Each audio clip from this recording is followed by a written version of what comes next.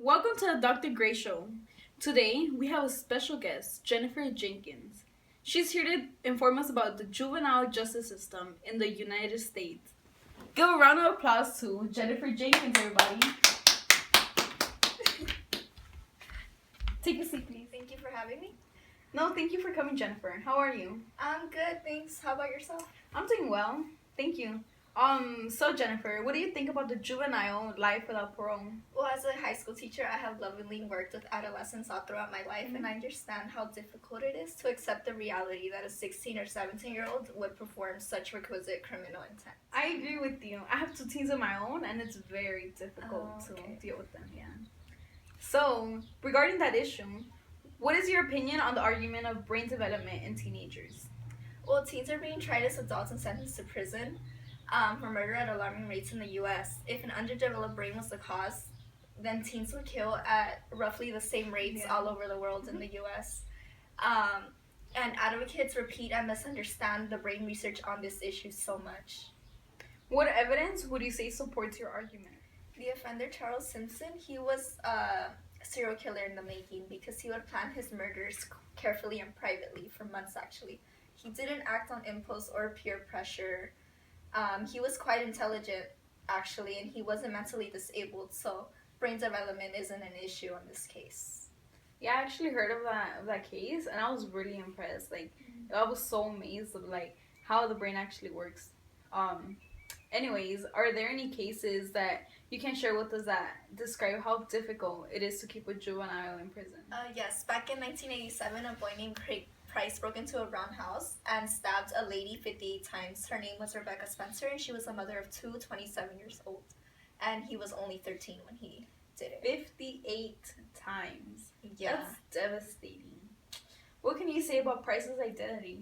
He was a 5'10", 240-pound teenage football player, and he lived with his parents in a small ranch house. And he lived a pretty normal life. He was always around friends. And we actually have a clip of his confession in prison. Let's take a look at what he had to say. Let's do it. So, Craig, how do you feel right now? Pretty calm. Okay. Is there anything you want to say before we start our session? No? You go ahead. Okay, so I'm going to ask you a couple questions and I want you to answer them honestly and, feel comfortable. Just say whatever you have to say, whatever comes to mind, okay? Okay. So, regarding the murder case, what did you feel as you were stabbing those victims? I felt pleasure.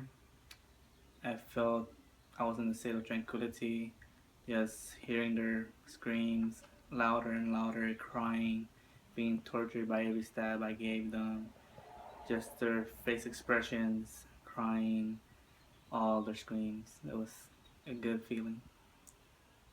It says here that you broke into their home. Is that correct? Yes. Why did you break in? Just want to get some stuff, want to get money, some jewelry. So, if you were just there to rob, why did you feel the need to kill them? They saw. I was not going to let any witnesses see me. Why all of a sudden did you choose this life?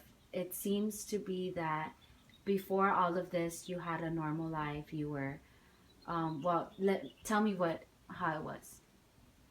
I don't know. It naturally just happened. Just felt like, oh. But what was your life before all of this? It was a pretty ordinary life. I had lots of friends. Yeah. So naturally you just felt like you needed to kill? Just wanted to see how it felt to actually get a knife and stab someone. Okay. The reason I'm asking is because it said here that you weren't peer pressured at all or bullied or anything. And I was just wondering why you felt the need to go out killing. But if that's your answer. So do you regret any of the actions you've taken in their past life? No. Why do you laugh?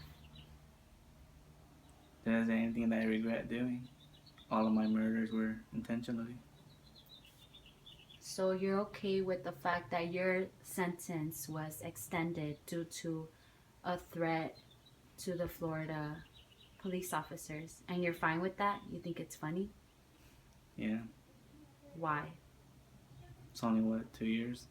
I think it's about 2 years.